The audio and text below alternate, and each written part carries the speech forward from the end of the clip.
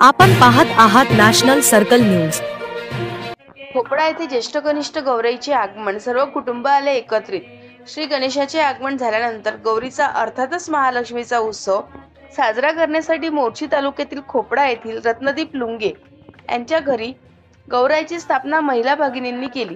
आवाहन, पूजन आणि विसर्जन असे 3 दिवस चालणाऱ्या उत्सवाला ग्रामीण भागात मोठे महत्त्व आहे। काळानुरूप या उत्सवाचे स्वरूप बदलत असले तरी भावभक्ती उत्साह मोर्शी तालुक्यातील खोपडा येथे पाहायला मिळाला। वेदांती लुंगे, वैष्णवी लुंगे या भगिनींनी केलेली गौरी सजावट व गौरी पूजनासमोर काढलेली रांगोळी, त्या ठिकाणी केलेली विविध सजावट, रोषणाई पाहण्यासाठी व महालक्ष्मीच्या दर्शनासाठी महिलांनी एकच गर्दी केली होती। त्याचप्रमाणे त्या ठिकाणी महाप्रसादाचा कार्यक्रम सुद्धा आयोजित केला होता। ही परंपरा अनेक वर्षापासून असल्याचे तेथील रत्नदीप लुंगे यांनी सांगितले।